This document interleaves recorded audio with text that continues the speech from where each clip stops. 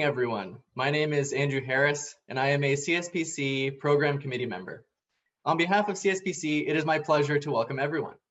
We're about to participate in a very exciting conference session with the code 121, titled Research Infrastructures as Multisectoral Research Aggregators, an ocean research case study organized by MEOPAR.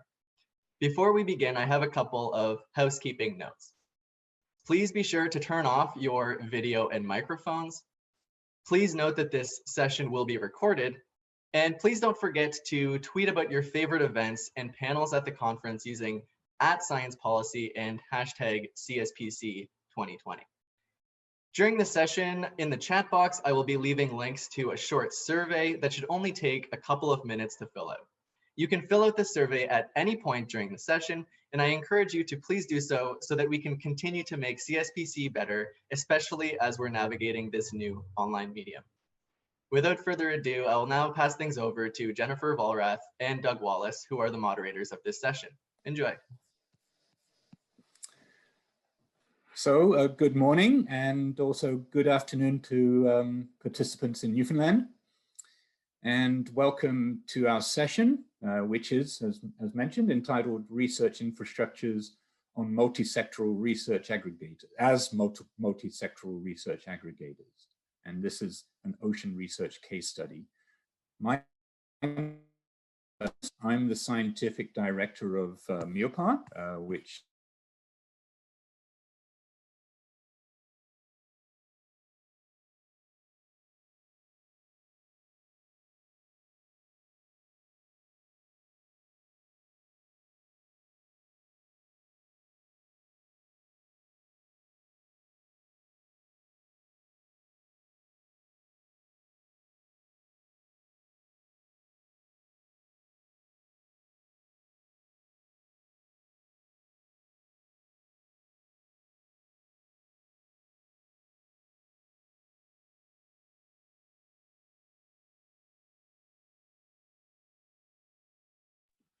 Hi, everyone. It looks like we've lost Doug Wallace, but we're hoping to get him back very shortly. We'll just need a couple of seconds. Okay, can you hear me now? I think I got muted. Yes, okay, we can hear you, Doug. So I'm not sure what you did get and what you didn't get. You can see the title of the session there. Don't know if you heard my saying good morning to you all, to good morning and good afternoon to those of you joining us from Newfoundland. And I was just starting to say that the organizer of this session is MEOPAR, the MEOPAR Network of Centers of Excellence, which is based in Halifax at Dalhousie University. And I'd like to begin, therefore, the session by acknowledging that MEOPAR is hosted in Mi'kmaq, the ancestral and unceded territory of the Mi'kmaq people. And this territory is covered by the treaties of peace and friendship with Mi'kmaq Maliseet and Passamaquoddy peoples, which was first signed by the British Crown in 1726. The treaties did not deal with surrender of lands and resources, but in fact recognized Mi'kmaq and Maliseet title and established the rules of what was to be an ongoing relationship between nations. Dalhousie University, the host of MEOPAR, sits on the traditional territory of the Mi'kmaq, and we're all treaty people. So as we begin this session, we acknowledge that we've got panelists and moderators joining us from all across Canada, and we acknowledge that we're living and working on the unceded and traditional lands of indigenous peoples whose ongoing historical relationships with the land continue to this day. So, thanks very much for joining us. I'd just like to say a couple of words quickly about the session again. The title, as the title suggests, this panel gives us an opportunity to share experiences and concepts and methods and best techniques for how to utilize research infrastructures in overcoming barriers to multi-sectoral research cooperation in Canada. You know, our scientific efforts in Canada is spread across universities, governments of all types, and also industry and communities. And so while this session is going to focus in on areas of science, especially ocean science and technology, as a case study, we hope the discussion will be relevant to other areas of scientific endeavor. And we'll cover issues such as the ownership, the planning, the funding, the risk of use, the access, and the coordination of research infrastructures. And one of the major goals, we hope, is to stimulate a discussion on how the shared planning, acquisition, and use of research infrastructures can help overcome barriers to research cooperation and coordination which would otherwise exist. So the main objective of the panel is to identify solutions and approaches that can be promoted at the policy level in Canada, and how better to do that than to look at existing examples and learn from them and take best practices from them. So we've got a really pretty amazing group of panelists lined up, each of whom are going to present their perspectives on this topic. Panelists are Dr. Claire Samson, the Vice President of Programs and Planning from the CFI, the Canadian Foundation for Innovation.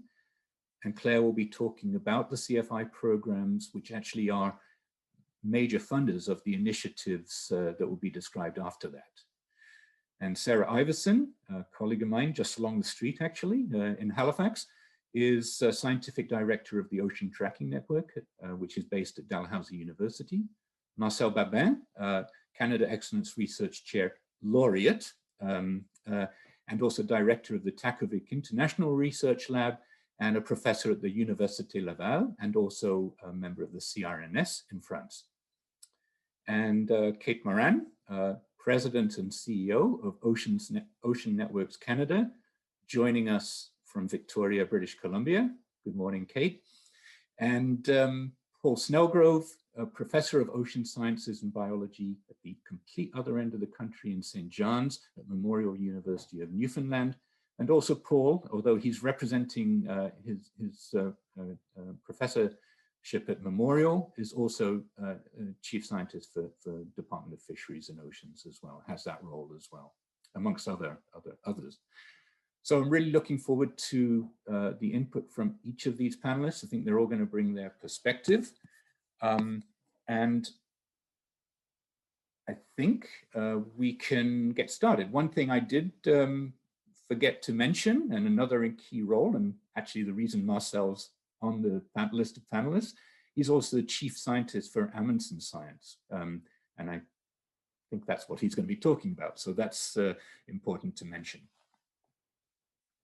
Okay, so I think we're going to get started. The order of speakers is the same as the order of panelists you see there. So without further ado, Claire, if I can pass this over to you, and look forward to hearing what you've got to say. We've got 9 minutes per panelist, as mentioned. Yes, thank you, Doug. I'm ready to start. So good morning, everyone. So to start our session on infrastructures for ocean studies, I would like first to introduce the Canada Foundation for Innovation, CFI for short, which has been part of the Canadian research funding landscape since 1997.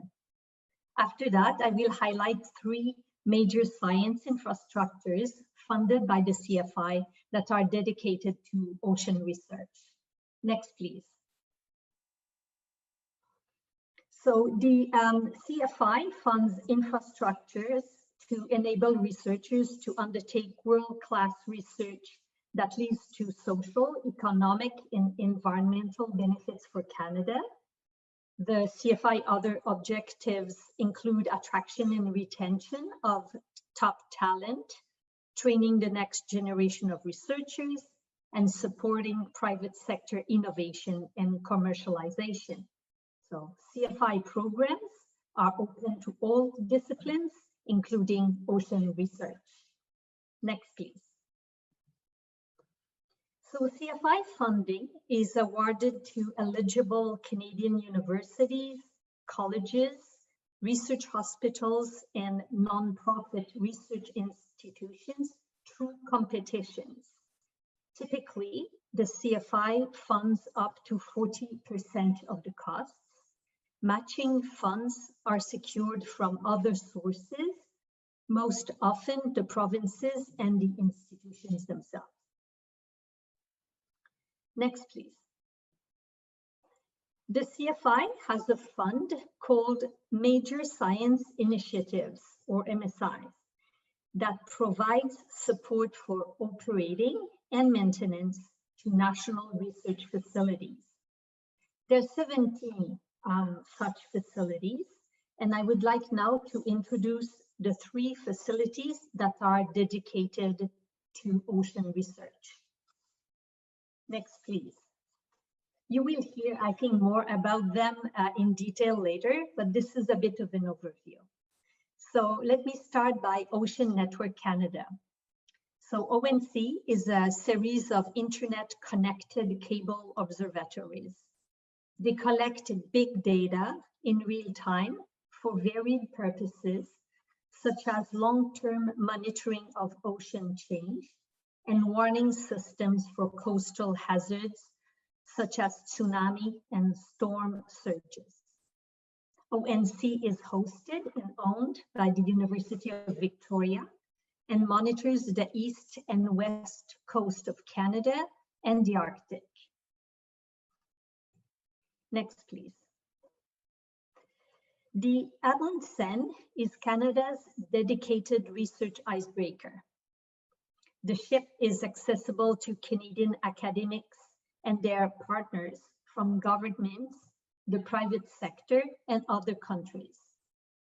It can accommodate the needs of oceanographers, geologists and geophysicists, ecologists, climate scientists, and epidemiologists. The Amundsen embarks for scientific cruises in the Arctic Ocean every summer.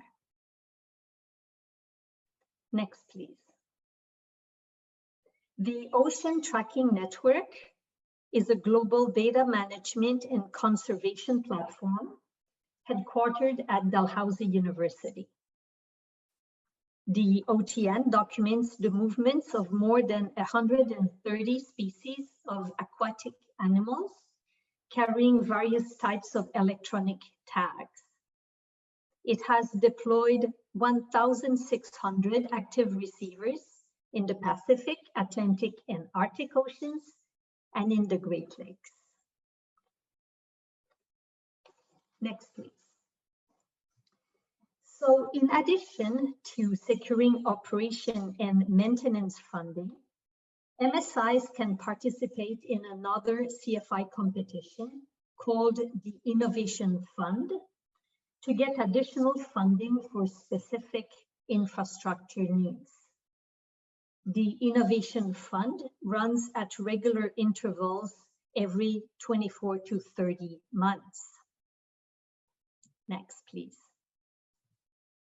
So the results of the 2020 Innovation Fund competition were just approved by the CFI Board of Directors a few days ago, and they are under embargo at this time.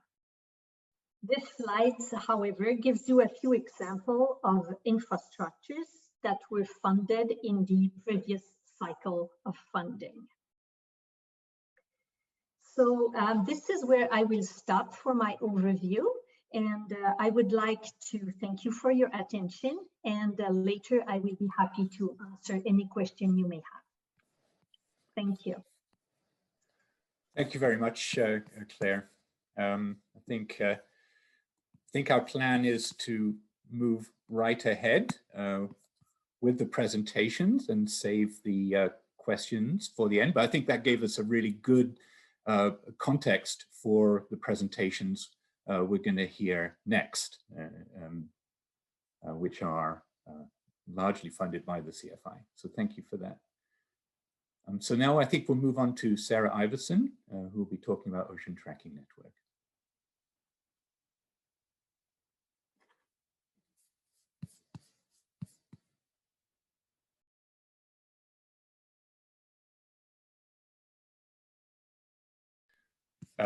Mute Sara, could you just unmute yourself? Thank you. It's easily done. I'm not used to muting myself. Anyway, and thank you to Claire for laying out the current funding models of CFI, and which are obviously a backbone of funded ocean research infrastructure across Canada. And she also introduced you to the 3 major science initiatives that are dedicated to ocean science, all of which are represented on this panel.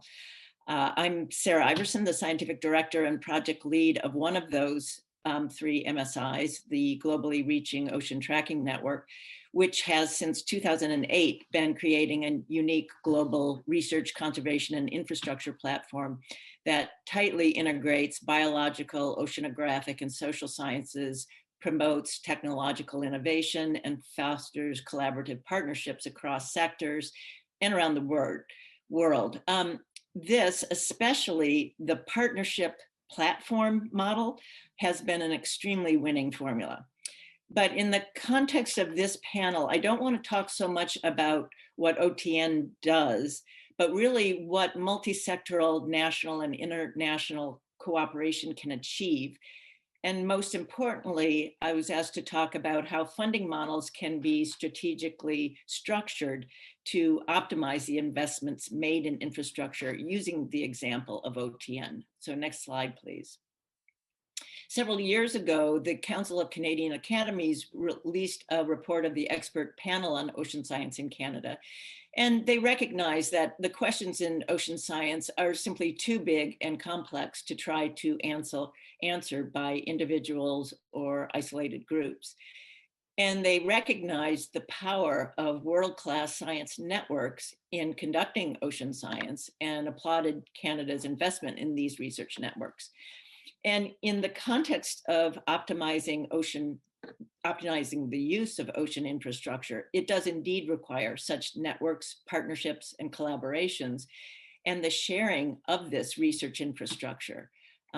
Such networks can greatly build on a combination of existing strength and equipment needed. They can avoid duplication of efforts and can ensure complementarity of data gathering and research, especially with improved data integration and access. And they can also greatly facilitate the movement of knowledge produced into policy and management. And I think others in the panel are going to touch upon some of those points. So what I was asked to focus on here is the optimizing the use of the infrastructure, which also requires effective structural funding models. So next slide, please. We recently published an entire special issue in the Canadian Journal of Fisheries and Aquatic Sciences, highlighting OTN's first 10 years. And as an introduction to this issue, we described how it was the visionary and explicitly paired infrastructure investment with research funding that allowed maximum use, sharing, and effectiveness of that infrastructure. So next slide.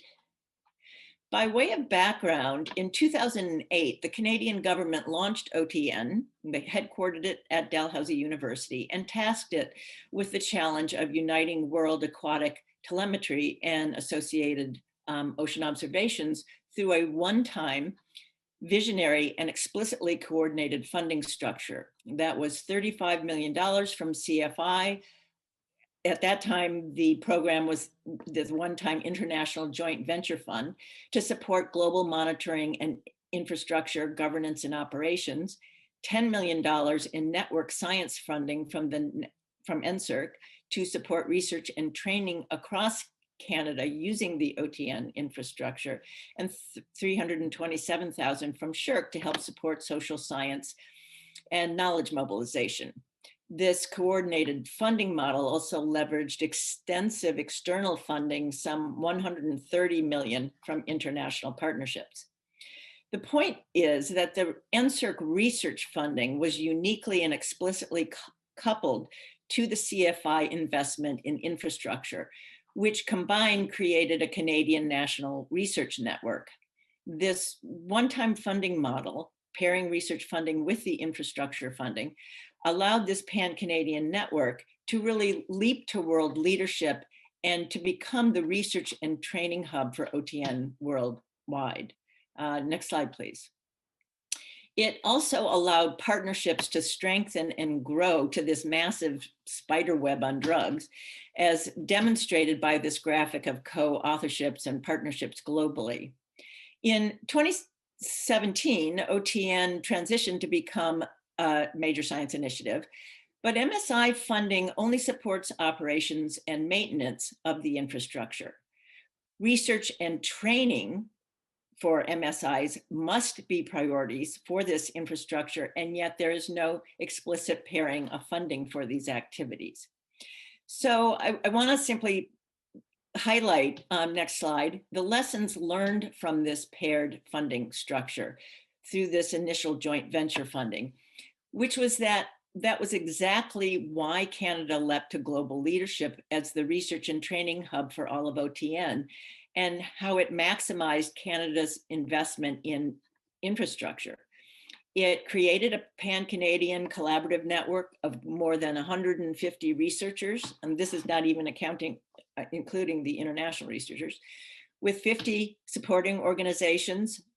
And it leveraged twice as much research funding as was allocated in the direct research funding. And it also leveraged millions of dollars in additional infrastructure support, both in Canada and internationally. It allowed the training of over 250 students, and HQP using this infrastructure resulted in 5 spin-off companies, 2 of which were actually launched by current and former OTN HQP, thus positioning the next generation of interdisciplinary trainees for positions in academia, NGOs, and industry. Next slide.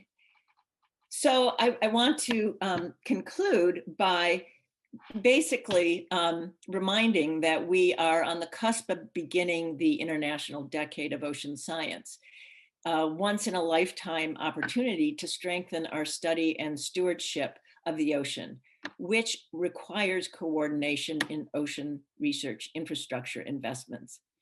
Ocean science is all about measuring things, and no one group can measure everything that is needed for the secure and sustainable ocean envisioned by the decade. And significant amounts of money and other resources are being invested in research infrastructure to address the immediate concerns of local, national, and global communities. And they're operating on investments of public resources, which confers a responsibility to be efficient and effective. And it is critical that we maximize our investment in research infrastructures through sharing and partnerships, but especially through effective structured funding models to optimize the use of the infrastructure that Canada has invested in. Finding a way to get more out of what we do is simply a win-win for all, and it allows us to meet the needs of more user groups, fill more knowledge gaps for decision makers, and most effectively optimize our investments. So I would simply close by saying predictable and sustained and strategically effective research funding structures will enable scientists' research to benefit fully from the investments in that infrastructure. Thank you. Thanks, Sara. I think that very eloquently put forward lessons learned from best practices with OTN, and there's a real plea for moving forward with the appropriate funding structures. So thanks. I think we'll move on next. Next example comes from Marcel Babin, as I say, Chief Scientist of Iverson Science.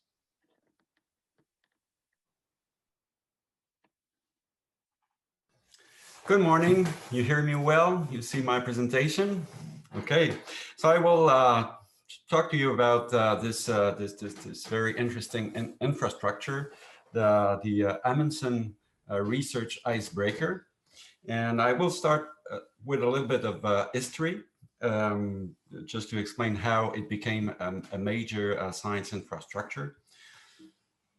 So let's go back to year 2000. At that time, a report sponsored by NSERC and SSHRC just emphasized the fact that there was a lack of a major infrastructure for conducting research project in the Arctic. And at that time, Arctic had already become a major focus for science of climate change.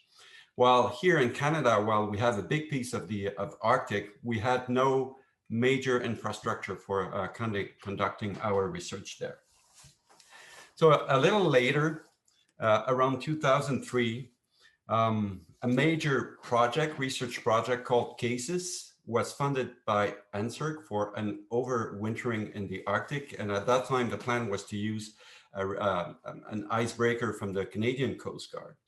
Because at that time, the community was using those ships, which were fine for some activities in the Arctic, but not adapted to major research projects. But nevertheless, this is what we had at that time for our research in the Arctic. But at that time, so this CASES project was funded by NSERC, and suddenly no ship was available from the Coast Guard. So the leaders of that project at that time had to find a solution.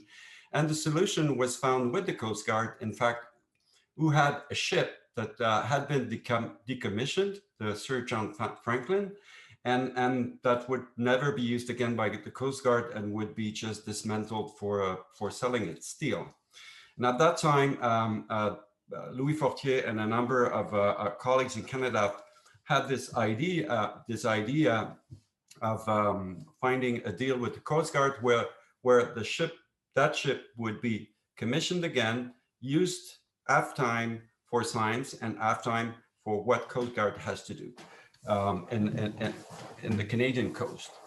And finally, they submitted a major project to CFI and got a major funding, more than $20 million from the Innovation Fund, and they could equip and modify the ship and make it a major research vessel. In fact, the only Canadian research vessel fully equipped for science in Arctic with state-of-the-art equipment.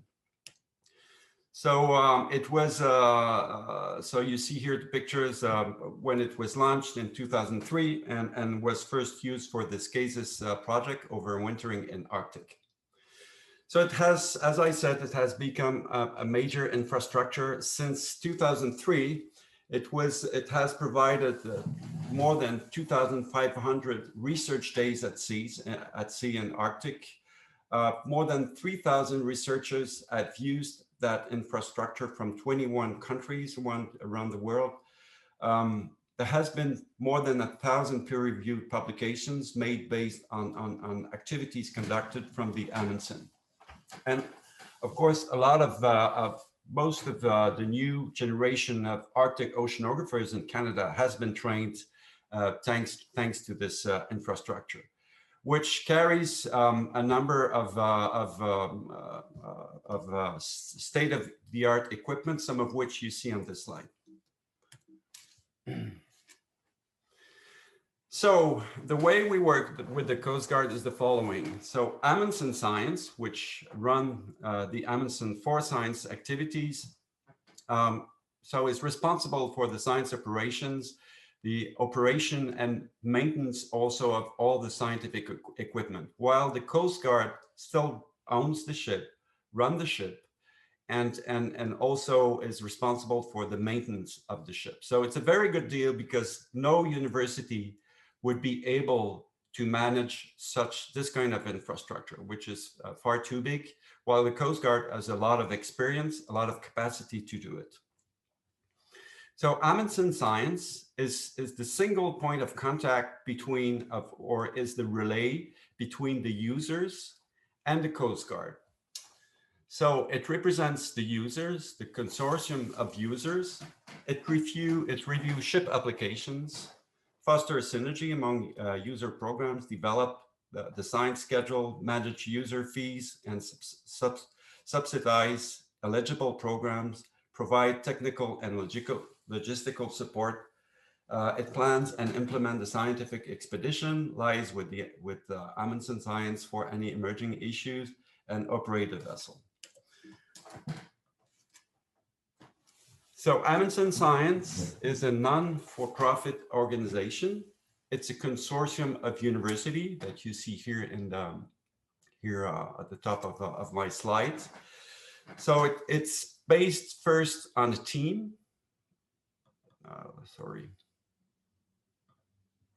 That takes care of the finance, accounting, operation and services, and data management. And this team is led by an executive director. I am the scientific leader here, and I interact with a number of committees for infrastructure development, a user advisory committee as well. And we provide recommendations to a board of directors, which also interact with a governance and nominating committee and a budget and finance committee. And this board of directors reports to the different members of the consortium. So this model has worked very well. It has been a very successful infrastructure. It became an MSI in 2014. Yep. At the moment, the vessel is going through a vessel life extension operation to refit the Amundsen and provides an additional 10 years to his life. It's a pretty old infrastructure. It was built during the 70s. So now we know that for the next 10 years, we can count on it still, but it's not sure that we will be able to further extend the life of this vessel. So we have already to think already now about a replacement, because this infrastructure has been very successful because it has served most of the academics in this country that conduct these scientific activities in the Arctic. So other countries have already renewed their Arctic fleets. As you can see here, France, Norway, Germany, China, UK, Australia, and USA has already built new state-of-the-art research icebreaker for the Arctic, or some are planned for being built soon, like in Germany. And so the question is, what should we do here in Canada to plan the replacement of the Amundsen? So in Canada, there's a plan first for a polar icebreaker, but it's not firmly planned. It should be become available around 2035. And there's another plan, which is firmer, for 6 program icebreakers. That's for the Coast Guard operations, in fact. And they could be partially used for science, although it's not clear at the moment to what extent they will be usable for science. So we believe that relying exclusively on the development of the polar icebreaker as a successor to the Amundsen is very risky. I'm referring to this icebreaker here because it has been planned for a while, but we still don't know if it will be built and when. For the academic community, developing one of the future program icebreaker with more science capacity would represent a much safer choice than waiting for the future polar icebreaker. So having one of these to replace the Amundsen would be the optimal plan. And because we think that Amundsen science has been a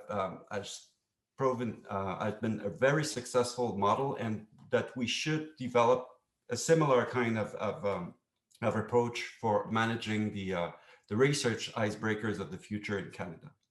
Thank you. Thanks, Marcel. First of all, referring to something built in the 70s as being already very old makes me feel bad. I think I'm ready for a midlife or a vessel life extension myself. But seriously, I think this is really, again, another really good example of highlighting, based on things we're already doing, structures at work, just like Sara did on funding structures, here on management structures that are clearly effective and having a major impact. So this is also very useful, and then raising questions for the future.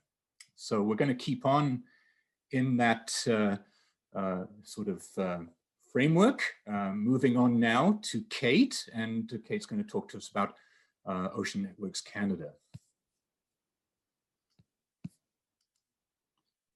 Thanks, Doug. I hope everyone can see my screen. Yes, we can, Kate. Great, thank you.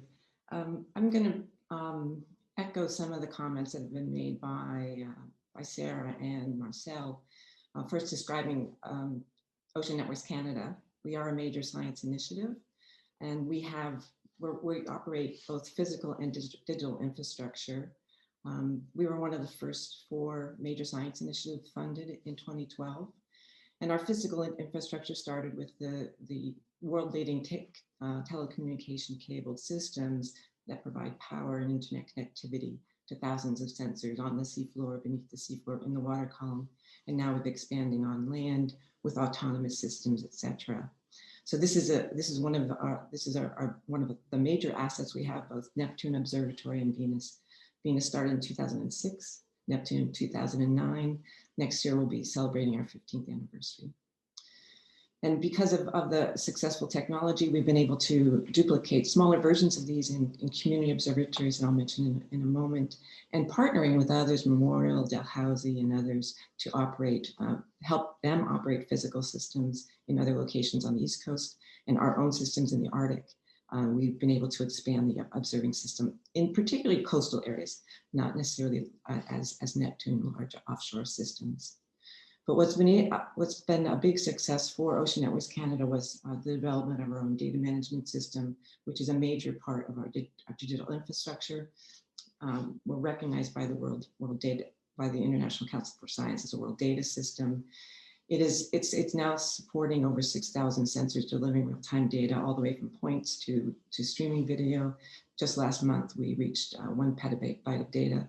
All of these data are open. We're following the federal government's open data policy, and we have open access for scientists, for society, and industry. So we really do represent, as the title of this session says, multisectoral delivery. We have diverse scientific discipline use. The number of data users continues to expand. Right, this is up to 1819. We're now over 20,000 users of the data, and all the data are accessible either through the portal, but more and more we're actually seeing we tailor delivery of data through the infrastructure. This is a wide range of publications, research that is conducted. Because of the sensor systems are on the seafloor as well as the water column, we have these major science themes, and we have a really nice distribution from a scientific perspective of publications that come of science that comes out of Ocean Networks Canada. And we now have a new area. We just installed and upgraded a neutrino observatory that will be helping to deliver research in the ocean for high energy particle physicists. And these are just some our ability as an operator of this very complicated infrastructure enabled us to actually meet these neutrino scientists' needs in a short amount of time, 8 months, building, designing, installing a very complicated system that now is operating in the deepest part of our ocean environment. And that just speaks to the fact that sustained funding for operations of these kind of infrastructures enables us to actually grow the sectoral use of the infrastructure. And without that sustained funding, it would have taken years and years to actually install something like this. We also delivers societal benefits. I'm not going to describe any of these in detail, but with the way our funding model works, with 60% operating from Canada Foundation for Innovation, we seek to deliver data and data products for other sectors, particularly sectors in the federal government that have mandates on ocean safety and ocean health. And so these are very important for us to actually continue to have a sustained operational presence, but it does form a risk if we don't continue to deliver these to the federal government or other partners, because our competitors internationally, to maintain our ability to stay in the leading edge in the world, our competitors internationally are delivering these by having 100% operational funding. We also are working to broader benefits to help our ocean industries. So we actually both purchase sensors, but we showcase them in real time on our observatory. And in the case of hydrophones, I think we've helped hydrophone companies in Canada become world-leading delivery of these sensors. And so they then have their markets are mainly international, and because we can showcase them, we help them. We also have worked with the Port of Vancouver to install a very complicated hydrophone system to capture not only hydrophone data about whales, but hydrophone data of ship source features. And that enabled a company like Jasco to take those source signatures of the ships and be able to then model in real time the noise in, this is a map of the Southern Sailor Sea, the primary route to go into Vancouver Harbor. So these kinds of data are essential in terms of sectoral use because they help policymakers make decisions about how to reduce that noise and help protect, for example, the southern resident killer whales. And then finally, we're able to actually deliver for Indigenous communities because we started in the Arctic with an observatory in a community, but we realized that the data that we were collecting, particularly sea ice thickness data, were data that the community wanted to have in real time so they can make decisions about traveling over the ice, etc. And that led us to actually develop other kind of programs to actually put the power of capturing their own data into the hands of people in their own communities. And so now, in partnership with Transport Canada and others, Western Economic Diversification, we now have a wide range of partnerships with Indigenous communities. And so that's an important sector that we need to continue to grow and build on in terms of having these coastal communities collect their own data in their own oceanfront yards. And so I wanted to just close by quoting a recent report, international report that published the best practices in the management of research infrastructure. And these are the elements of best practices. Monitoring user bases, we do that quite well, optimizing the use, and that is something that CFI requires us to do. And I think Sara described that, and so did Marcel describe that very well, that these major major science initiatives are optimizing use. And clarity of access is important, and that helps grow the user base. Data accessibility, that's what we are doing in spades, and we hope that others can learn from how we are sharing data and secondary use. Clear cost of access and resources and user support. So I wanted to say that, as Sara had mentioned, research funding to support the users will help maximize the research that comes out of these major science initiatives. And that's one way forward that we can really use these to the best of our investment. These are major investments, and if we can then fund researchers to actually use all of these major science initiatives more, we will get more research and move Canada higher on the international stage in terms of research scientific output. And we need to ensure that we have sustained funding so that we can take these opportunities when they come along, like neutrinos, like making measurements and seeing the changes of the ocean under events like COVID. And that sustainable funding allows us to make steps in research faster and quicker. Excuse me, faster and more efficiently. So I'll stop there. And thank you very much for organizing this session. I really appreciate being part of it. Thanks, Kate. I mean, again, a lot of experience there, a lot of lessons learned and best practices developed at ONC, extending across the country. And I think what was especially, kind of noticeable here is was the multisectoral aspect. Is that the investment serves by no means just the academic world, but extending to government, to Indigenous peoples, and also to other coastal communities. So I think, we're getting a flavor for this and hearing a lot of common messages. And certainly I'm just going to say a couple of words and then also hand over to Jen, who I think you didn't hear my introduction of her, so I'll introduce her in a moment. So MEOPAR as a network of centers of excellence really likes doing these sorts of sessions where we get a chance to bring people together from across the country, East Coast, West Coast, people working in the North, and assemble best practices and start looking forward. And I think certainly it's been our experience as a network of centers of excellence that we realized pretty early in our existence that we could really make a difference for Canada by interacting with the big infrastructure programs. So for example, we continue to work closely with Ocean Tracking Network on whale monitoring programs with shared support of infrastructure owned and operated by OTN, looking at, for example, the right whale crisis and mortality crisis. Similarly, with Ocean Networks Canada, over the years, and frankly, with the urging of Kate, we've kind of explored ways to allocate our research funds more explicitly and cooperatively with ONC to allow researchers from all across Canada to make use of the amazing infrastructure supported by ONC. So that was an interesting lesson that we learned, and I think made a difference, and we can build on moving forward.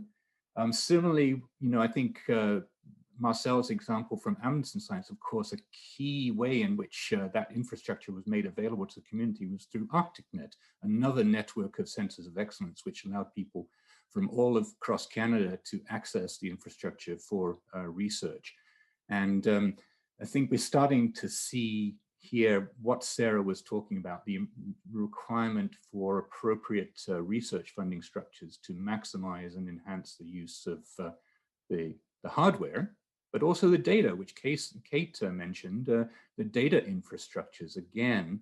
And that's another area where, especially working closely with OTN and also with ONC, as well as other organizations across Canada, MEOPAR, learned the lessons and worked together with those organizations to establish what's now the Canadian Integrated Ocean Observing System, drawing on that expertise that grew out of the infrastructure programs. So we've got this issue that Marcel touched on, ships.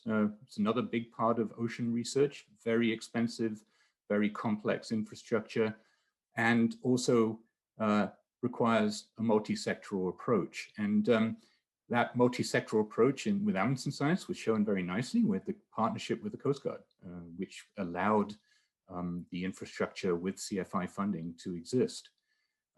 We have a situation developing, Marcel mentioned it, for the Arctic, but also actually on all coasts across Canada. We do have an issue with vessels. Some are very old, some are getting old, and we have to have a plan. So if you could go just hit return there. In Europe and in the US, for example, with UNOS, the national system of making vessel capacity available to communities. Also in France with the Flotte Oceanographique Française. In the UK with a research vessel working group, which looks at strategic coordination of the UK's research fleet, especially for the large vessels. Let's return, please, Bridget. And also at the European level with the European Marine Board coming out regularly with strategy papers and reports on their planning and international coordination of research vessels. So this is something that we recognized in MEOPAR was an area where as an NCE, we could make a difference again we certainly have no interest in owning and operating a ship, but we like to work with people who do that. And so we created this National Research Vessel Task Team jointly with many groups. I'm not going to read the overall objectives of this. We have a web page for this task team, which is that you can find through the MEOPAR webpage. But definitely, we're looking to use that National Research Vessel Task Team to bring the community together to jointly plan a kind of creative and affordable and efficient approaches to future acquisition and use of infrastructure. So that's a little bit about who's on the National Research Vessel Task Team, but it's intended to be open to the community and multisectoral community. We have international representation on there from Europe and the US to guide us and again to share best practices and advice. And there's a couple of really interesting activities already underway. One pioneered by Amundsen Science and La Flotte Oceanographique Française is to explore ways to share capacity between France and Canada and also share scientific research between France and Canada by a very sophisticated and advanced form of bartering agreement. And that's underway, and Marcel is involved in that, and progress is being made. And the second approach is to look at a different way to allow us to make use of other vessel types on a more flexible manner. We call it MORI, Modular Ocean Research Infrastructure.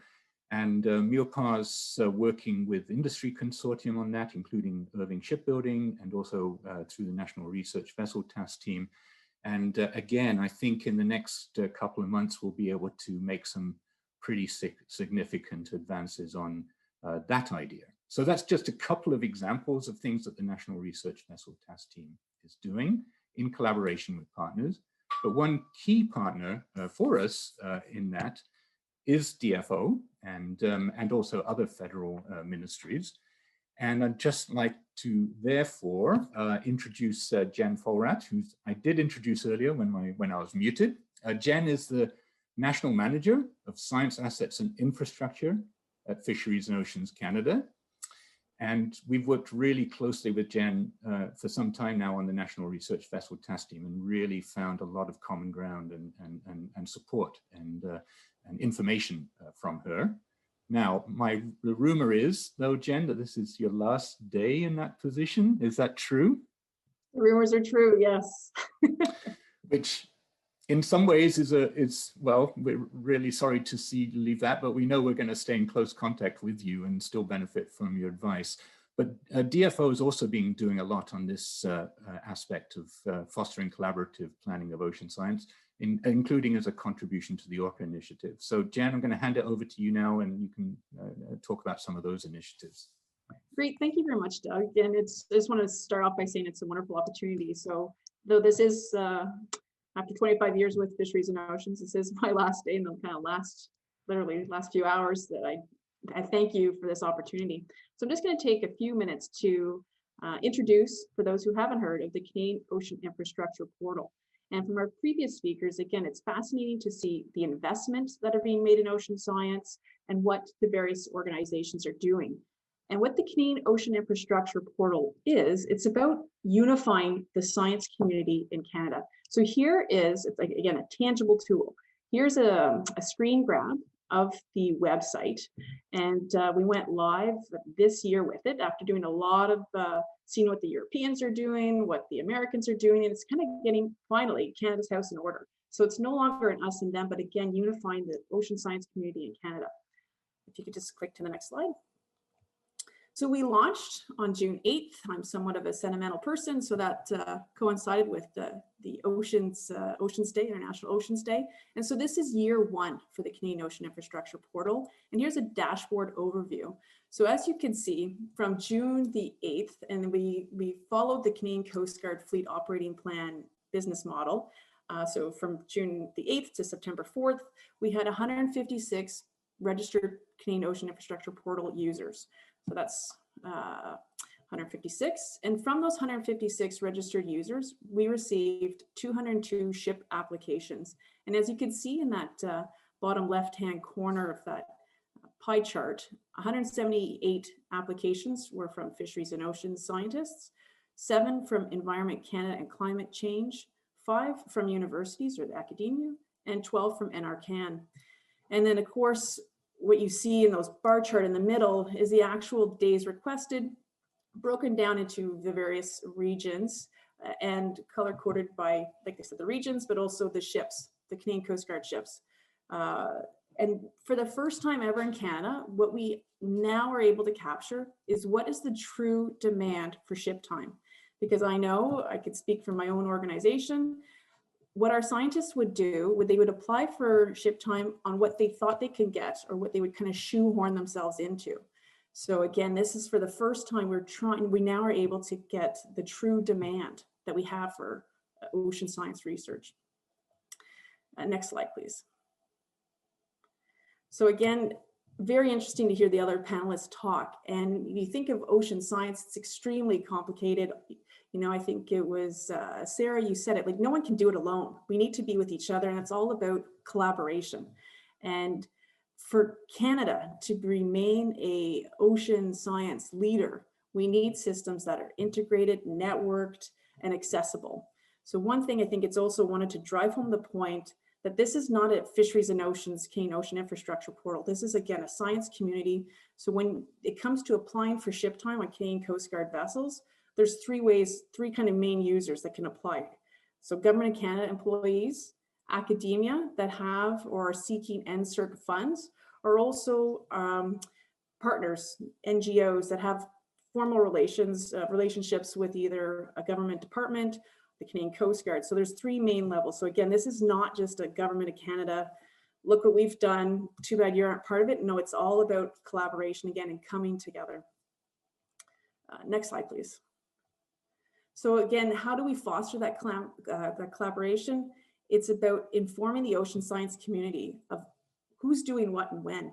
So again, next year, we'll start to be able to see what are the ship schedules, who's doing research where, and are there berths available? How can we kind of build, and we've heard them talk about this, maximize this investment, truly maximize this investment.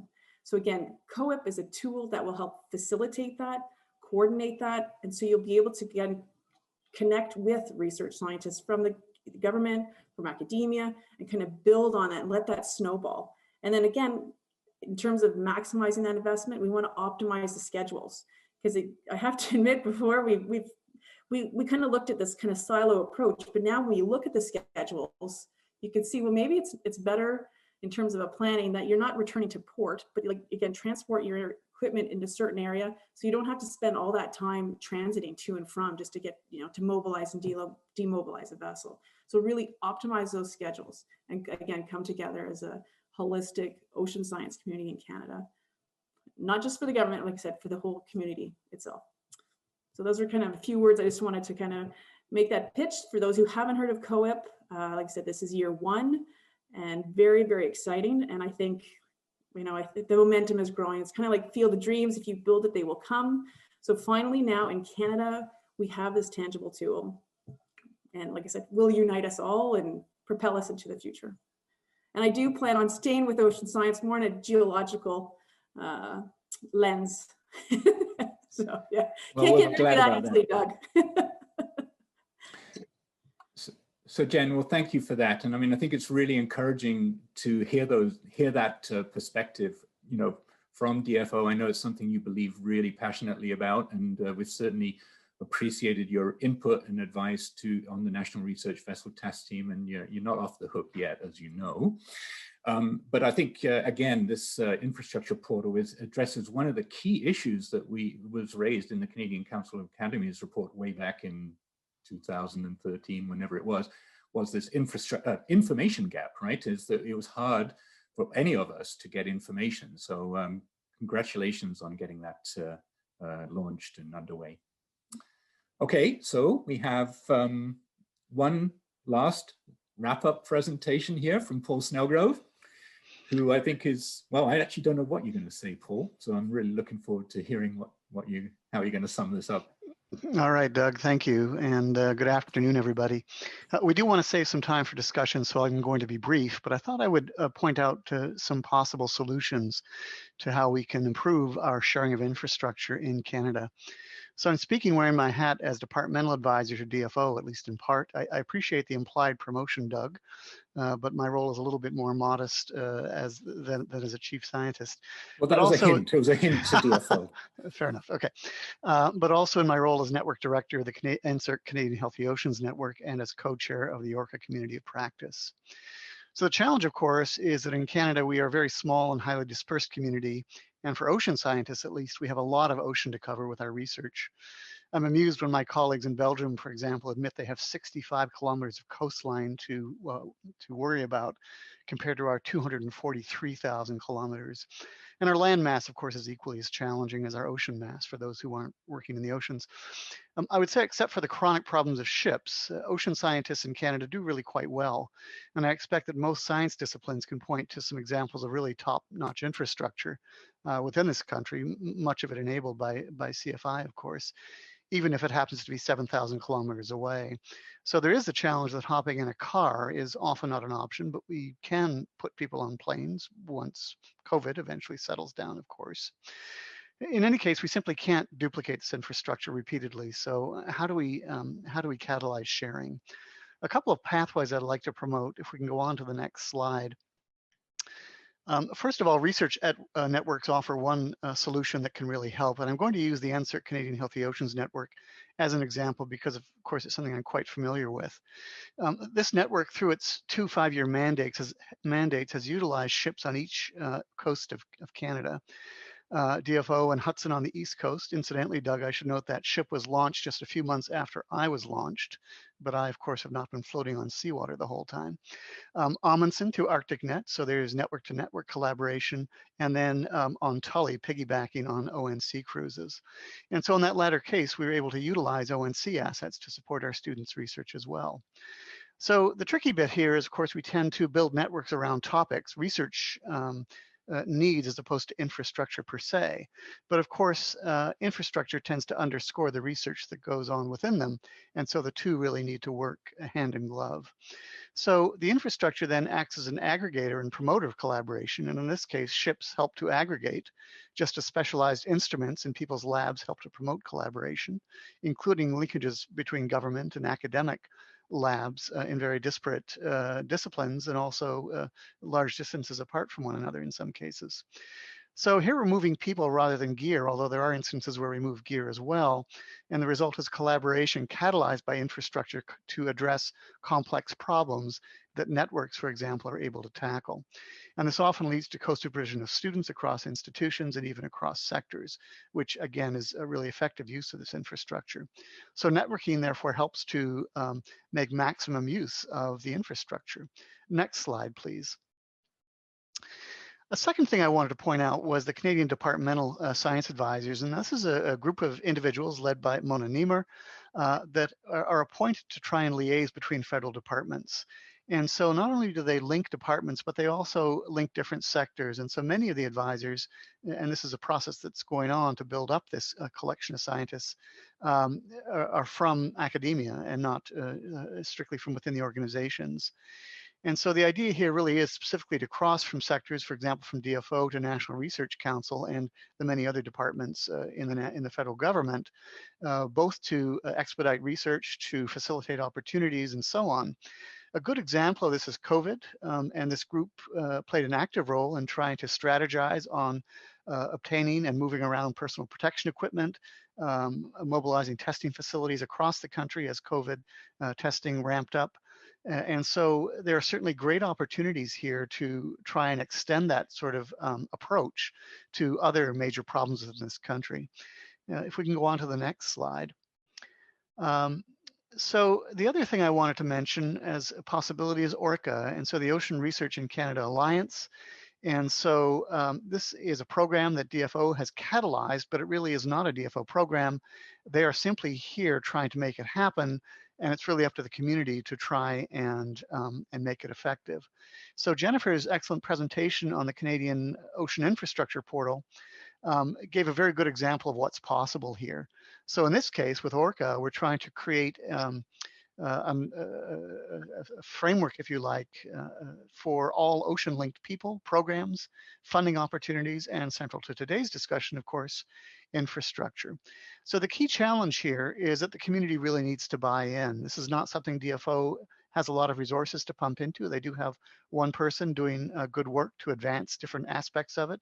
I won't take the time to go through the details of how we've progressed on ORCA, but there has been very good progress over its first few years of existence, but it really requires the community to come together and help out. If we can go on to the next slide. One more slide, yeah. So these sorts of strategies, of course, have lots of benefits. Of course, more efficient use of infrastructure, better collaboration among different groups, often very diverse groups, and sharing the cost and justifying the need, in fact, for that infrastructure quite effectively. On the downside, of course, is the issue of coordination. And so I pointed to a couple of directions by which we can improve coordination, ORCA, through the science advisors, through networks. But all of this requires that the users buy in and participate. So for example, nobody, including CFI, could produce a good map of all the ocean infrastructure in Canada, just as an example. If we don't speak up and identify what it is we have in our parts of the world and our willingness to let others share in that infrastructure, then we're not going to be successful. The other con, of course, is that through the shared infrastructure, it does create bottlenecks and, of course, risk if we don't have some degree of duplication as instruments fail or become obsolete over time. And so we do need to continue this upgrading process as Marcel described, for example, with Amundsen, which really has been a tremendous workhorse, but is getting up there in age. So that's the bit that I wanted to say. I think there are good opportunities. It's a complex problem, but if we take advantage of some of these opportunities, I think we can do better on networking our infrastructure and making it more widely available. So thank you. Thanks, Paul, for that. I think that's a really good way to wrap it up the panel parts of the discussion here. We've got time for Q&A right now, but I just want to personally thank the panelists, for, I think we're on time, we're pretty close. At least I haven't had any nudging messages from the MEOPAR staff yet. And for also kind of addressing the topic of that we asked. I think we really got a pretty good picture of what's going on and where the issues are. Jen, is it okay if I kind of hand this over to you to kind of moderate, or whatever is needed, the Q&A session? Okay, perfect. Yep, pass the baton over to me. We are co-panelists here, so you've done a great job. So yeah, so for the Q&A, we do have a question. I'll read it out, and I think I'll just open this up to all the panelists to respond to it. Again, with the focus on solutions and approaches for this case study, this question says, where are the pain points in the current funding mechanisms that could be minimized while ensuring appropriate accountability for the use of public funds? So if any of our panelists would like to start with that discussion, I guess I would ask you to maybe unmute yourself and we could go from there. Maybe Paul, would you like to start off? I'll start off with the easy one, which I think everybody struggles with, and that's matching funds is often very challenging, particularly in some parts of Canada where industry may not be as well developed as it is elsewhere, and trying to find that other 60% is often the great challenge. I'll offer one very brief story. When ONC was developing their West Coast Observatory, they basically said, dream, come up with what you want to do for an observatory. We tried to do the same thing on the East Coast, except the instruction was, here's the envelope available, because that's all the matching funds we can get. So the result was a very small observatory. It proved useful in terms of proof of concept, but it didn't last very long and certainly didn't achieve the successes that ONC achieved on the West Coast. Thanks. Okay, thank you. Anybody maybe with a show of hands would like to know? Claire. Yes.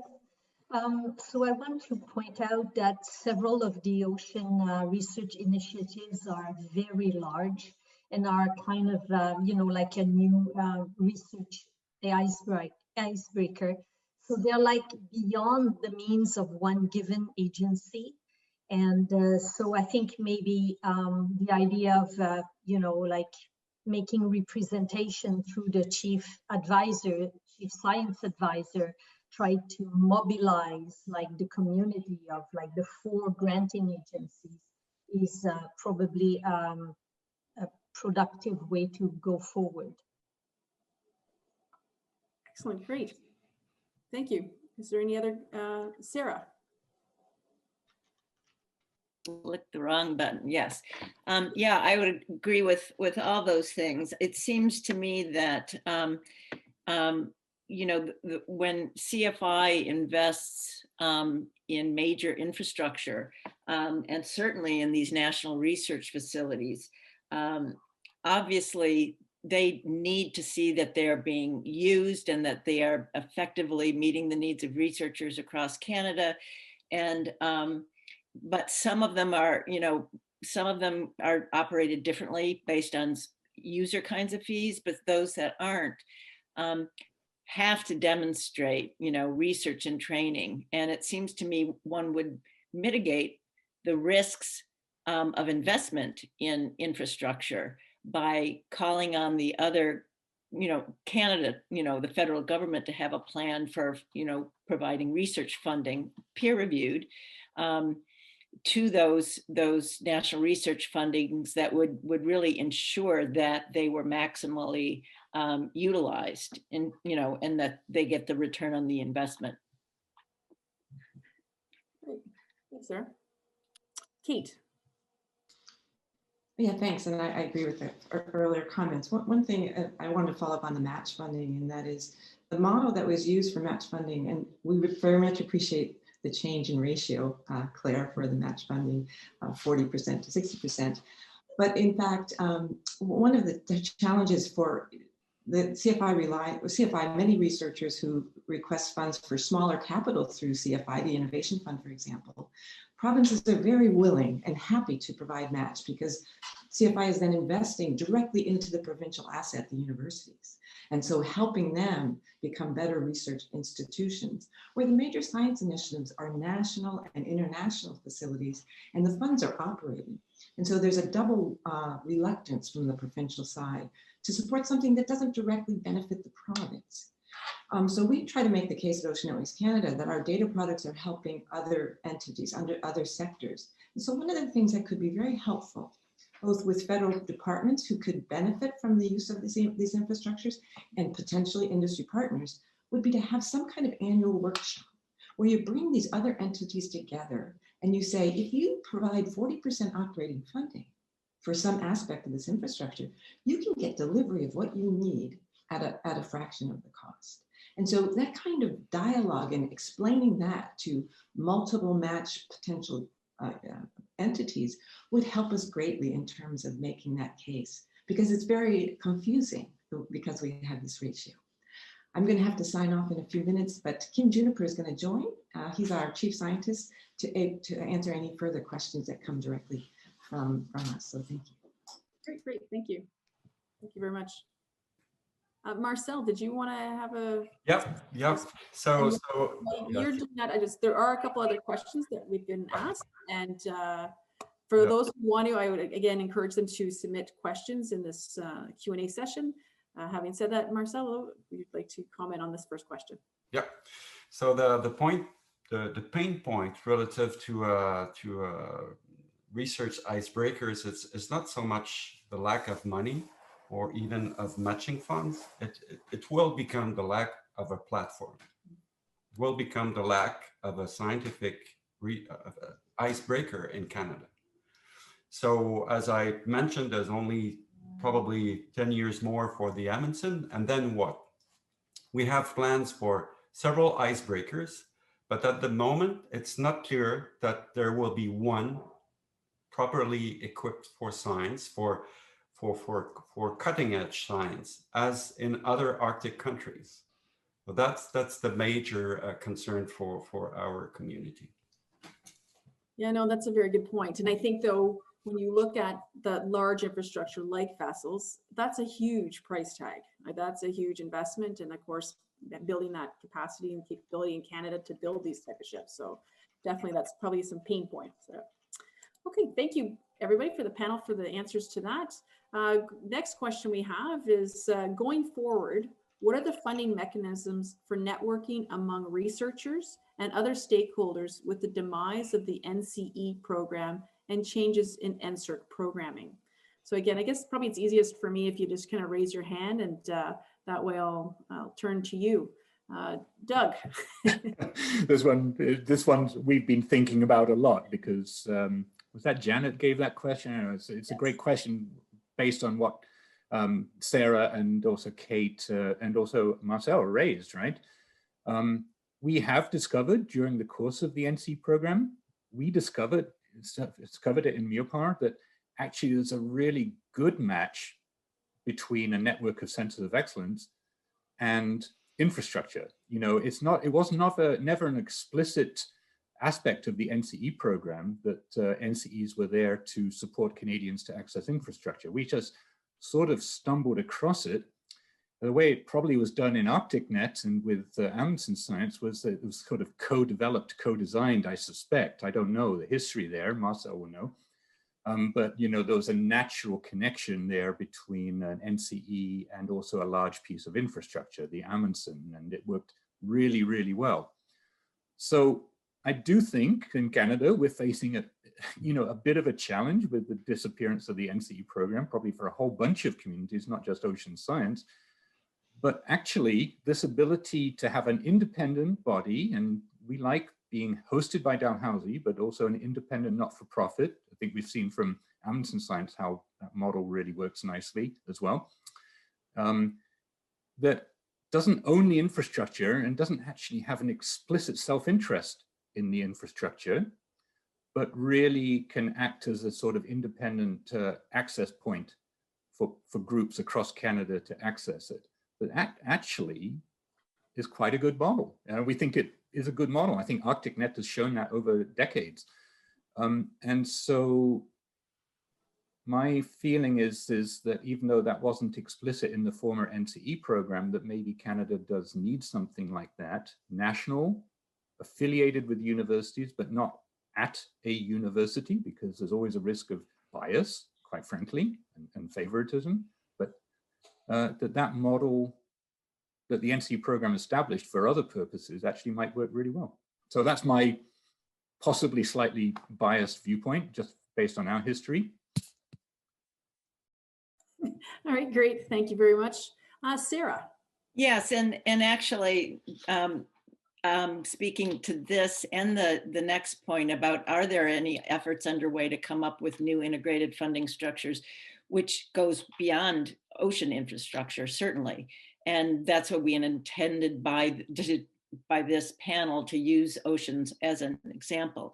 But I had an NSERC, I think the new president of NSERC, Alejandro Adam, had done several small NSERC roundtables at various universities. And we had one a month or so ago at Dalhousie, just about 5 senior researchers, and him and the vice president of research grants and scholarships. And I made this point explicitly.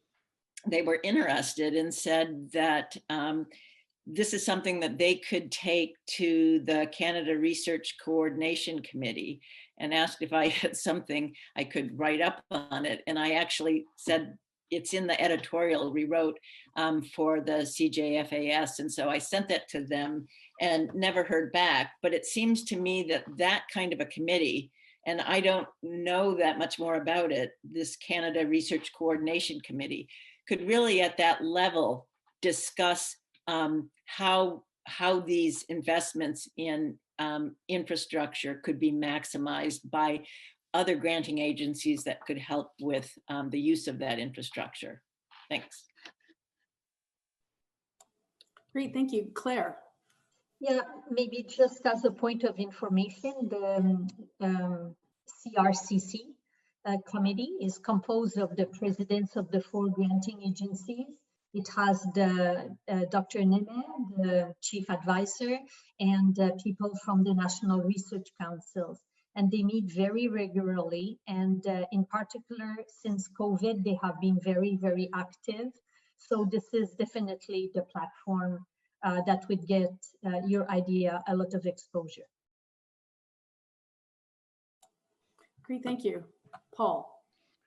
I was just going to say, and this gets a little bit off the topic of infrastructure, but I had a call a few years back from a vice president of the university who wanted my opinion on networks and their role in the Canadian science scene, because he talked to a few faculty members who said, oh, those are a waste of time. They suck up, energy. And my response to him was, you got to be kidding. I mean, in my view, networks have been, certainly from my perspective, the most rewarding opportunity, both for me and also for my students, that I've seen in the Canadian context in my entire career. And I think our capacity to utilize the infrastructure in Canada and to get research done is catalyzed so effectively by these networks when they come together and put their minds together to solve complex science problems. Thanks.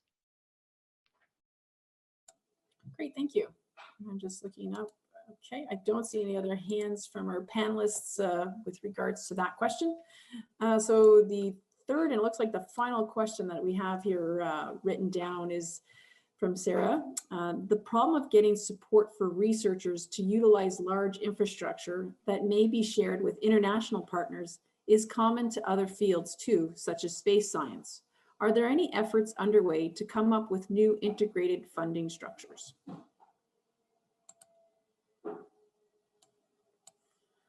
And I'm looking, not everybody jump and raise your hand here. Doug.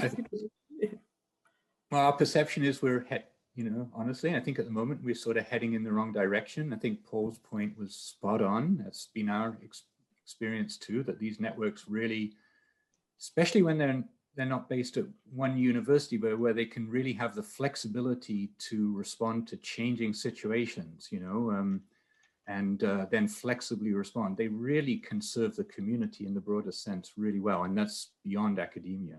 So I think Canada has a challenge right now to think what's next. The Naylor Commission made its recommendations, whether they were, I thought they were fine actually, but whether they were followed through on by the coordinating committee is a debate.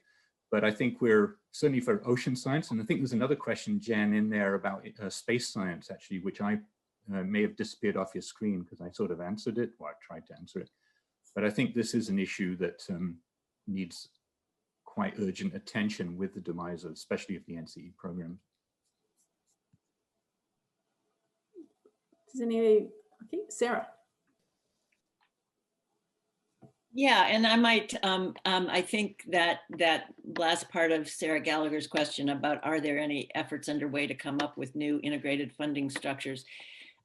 This does apply to many fields that are making use of infrastructure. And I guess Claire's point that the CRCC meets fairly regularly, it seems to me that's the mechanism by which maybe as a group, we could put together a unified voice to take it to this committee to seek change, because agreed totally with Paul. I have never seen the kinds of outputs and training and students that are going to be the next generation of scientists in interdisciplinary, multidisciplinary fields that come out of these networks that are just so completely engaged and know much more beyond the scope of their lab, both nationally and internationally. So I guess I would just say that. Thanks. Great, thank you. Kim. I think we need to be really creative and coming up with ways in which both networks and shared infrastructure can support research and training. And I don't think we can always expect the federal government to help. I think that Paul will agree that one of the successes, one of the things that made the Canadian Healthy Oceans Network successful was a huge investment that the host university put into student scholarships, student support, and just helping the thing go.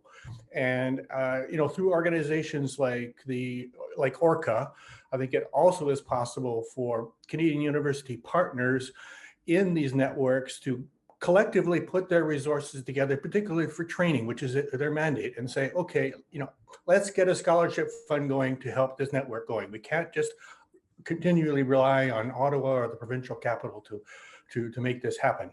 So I think the real partnership thing has to work all the way across the board in terms of the universities involved. Well, speaking from the federal government here, yeah, good point there, Kim. Yeah, just my own kind of answer, if I don't mind, to this question here.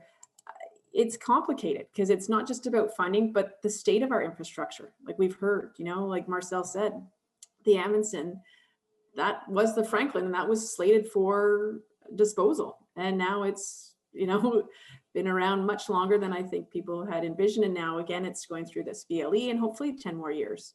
But when you look at how long it takes to build vessels and to build this key infrastructure, I wish it was just a money issue, but I think it is much more complicated than that. So I think that is what Jen, I think there's another question that in the Q&A, but it's under answered instead of, because I answered it, so it goes under another box. Okay. I think that's the question, though, I had just asked from Sarah Gallagher.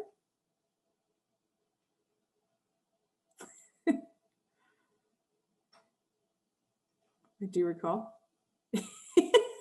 I did switch tabs, so I was able to do that. Yeah, you're right. Sorry, I was right, confused. Yeah, you're correct. Mm-hmm. That's okay. No problem. But there's that issue of international as well, which I think Sara raised, the international aspects. Because we are focusing at the moment, sort of, I think with good reason, justifiably on the national, but there's breaking down those barriers to international sharing of infrastructure as well. And I was just wondering what the experience of the CFI funded infrastructures has been in that regard. In fact, our president did propose to the coordinating committee her view on the internationalization of research, because there's an ongoing discussion about, like, should Canada, for example, declare a few countries with whom, like, the federal government will encourage partnership, or what kind of criteria should be used to select your international partner, and so forth. And this is like an ongoing discussion at the CRCC. And again, if from a perspective of marine research, there are like countries that are more likely to be interesting partners for your community, like I was looking at the, proposed vessels, for example, or Arctic, countries, circum-Arctic countries, I think it would be good to participate in that conversation. Another thing that I can say is that in our Innovation Fund competition, then you can request infrastructure, which belongs to Canada, it belongs to a Canadian institution, but the infrastructure can be deployed overseas. The astronomers, for example, use that. They have like telescopes in Chile and in Hawaii, and they deploy the infrastructure from CFI over there. Great. Thank you, Claire. And I'm just looking at the time. We do have another question from Janet. I'd like to, if nobody has any other remarks on that, kind of pivot to this next question. And the question is, many countries do a road mapping. Oh, many countries, pardon me here, many countries do a road mapping type of approach to long-term planning of research infrastructures. Should Canada consider this?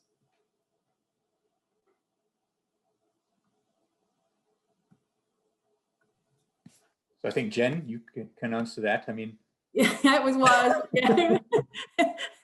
I mean, definitely. And again, speaking from kind of my perspective here from Fisheries and Oceans, we do and we are, obviously the fleet renewal plan, the Canadian Coast Guard fleet renewal, and having an integrated approach that it's not, again, not just what DFO needs, but what the ocean science community needs. Marcel, you mentioned in your presentation about those new program icebreakers.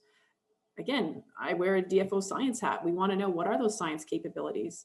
And then also looking in the future, this modular mission approach, that would it provide us more flexibility, more increase our capacity if we had a modular mission approach? So kind of a plug and play, that it's no longer a dedicated vessel, because as we all know, they're extremely expensive to operate, to maintain, that maybe we'd have more flexibility if we can containerize our science sampling and plug onto various types of vessels and not just rely solely on the Canadian Coast Guard as our service provider.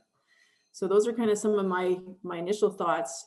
In terms of road mapping, like I said, there is that horizon with that fleet renewal plan.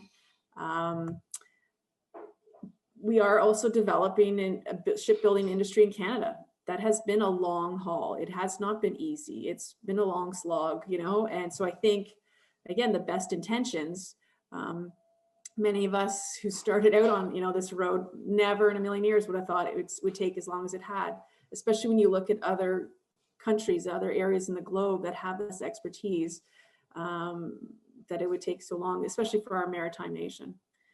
So is there any other ones who would like to kind of talk about that? And maybe, yes, go ahead, Claire. Just to mention that at CFI, we are preparing for the next cycle already of MSI funding. And this cycle is likely to cover 23 to 29. Okay, thank you. Kim, I think I saw your hand, yes? Yeah, in terms of, I'm sure that within individual government departments, the road mapping culture is part of what you do, part of how you operate, and part of what people think about when they're looking to the future. Whereas within academia, it's a little bit more chaotic. So I think if Canada is to move ahead to road mapping, which I think is a good idea, I think this.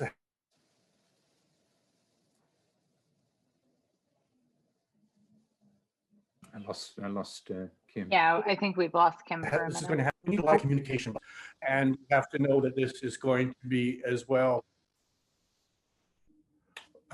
Something is happening here. Okay. Somebody's uploading a lot people of still data hear from me? ONC. Yeah, you came in and out a little bit, so you may want to kind of recap that, Kim. Okay, I guess what the point I wanted to make is that while road mapping is part of the culture in many aspects within federal government departments, it's not the way academia is used to operating, and I think that we would need to be trained to do that, I guess. So some communication, knowing that this is coming down the road so that we can work within organizations like ORCA to collectively plan and make our voices heard for these things and have fora for getting together. And most importantly, funding agencies like CFI, right now, we don't hear a lot about targeted calls. Would there be a way of connecting funding opportunities with some of these long-term road mapping goals, or are they still going to be open competitions? So Jen, so thanks, Kim. I think I'm just looking for Bridget. Do we have to finish now? Yeah, we're actually a minute over, so we should wrap up. Okay. So first of all, I'd like to thank my co-host, whatever, moderator or whatever you were, Jen, I don't know, for helping to organize this, first of all, and good luck in your next step, career-wise. Thanks to all the panelists, especially for really giving us some excellent ideas and raising important issues. That issue that was raised at the end there about road mapping, I think Kim answered it beautifully. It's not the thing academics typically do, and you don't want to do too much of that because you might stifle initiative, really, which is important. And in that sense, I just want to finish with that word, and that's something we're thinking about with the National Research Vessel Task Team. It's a dialogue, right? That's why we created that task team, was to have the ability to share ideas, but not stifle initiative and people who just want to go for it. So in that sense, the last word I just want to mention is that something that's hammered home for me is this word coordination. And some people think, I used to think coordination is about control, right? And sort of telling people what to do. And it turns out the definition I like, at least for the word coordination, is you're trying to foster an environment where there's harmonious functioning of parts, different diverse parts, for effective results. And I think that's what we really can achieve in Canada with this type of dialogue we're seeing here between the funding agencies, the federal ministries, people from all across the country, and with the assistance of the Canadian Science Policy Conference. This great venue for seeing what's possible and moving forward from best practices that we've already experienced and to the next stage. So Andrew, I think we're done. Thanks to all the participants, panelists, and the people online. Excellent. That was a fantastic session. Thank you so much to the organizer MEOPAR for this session. Merci à l'organisateur MEOPAR pour cette session.